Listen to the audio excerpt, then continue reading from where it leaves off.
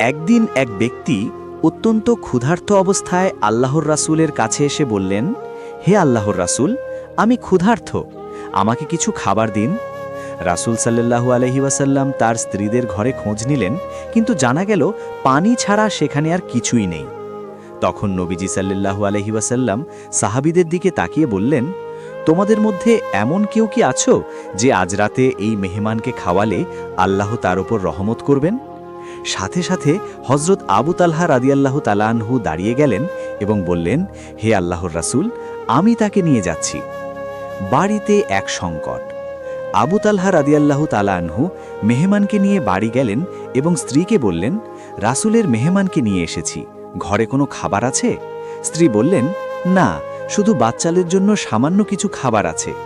আবু তালহা রাদিয়াল্লাহু তাআলা আনহু এক মুহূর্ত চিন্তা করে বললেন, বাচ্চাদের ভুলিয়ে ভালিয়ে ঘুম পাড়িয়ে দাও, যখন আমরা খাবার নিয়ে বসব তখন তুমি বাতি ঠিক করার নাম করে বাতিটি নিভিয়ে দিও। মেহমান অন্ধকারেই খাবে আর আমরা মুখ নেড়ে খাওয়ার ভান করব, যাতে সে মনে করে আমরাও খাচ্ছি। এভাবে মেহমান পেট ভরে খেতে পারবে। পরিকল্পনা অনুযায়ী কাজ হলো, স্বামী স্ত্রী দুজনেই ক্ষুধার্ত পেটে শুয়ে পড়লেন আর মেহমান তৃপ্তির সাথে খাবার খেলেন।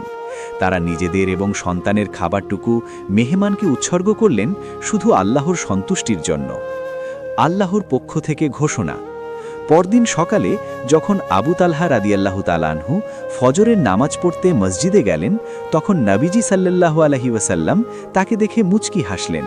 তিনি বললেন, গতরাতে তোমরা মেহমানের সাথে যে ব্যবহার করেছ তা দেখে আল্লাহ অত্যন্ত খুশি হয়েছেন এবং তোমাদের জন্য পবিত্র কুরআনের এই আয়াত নাজিল করেছেন।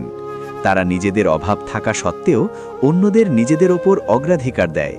সূরা হাশর 9। ইসলামিক গল্প পেতে সাবস্ক্রাইব করে সাথে থাকুন।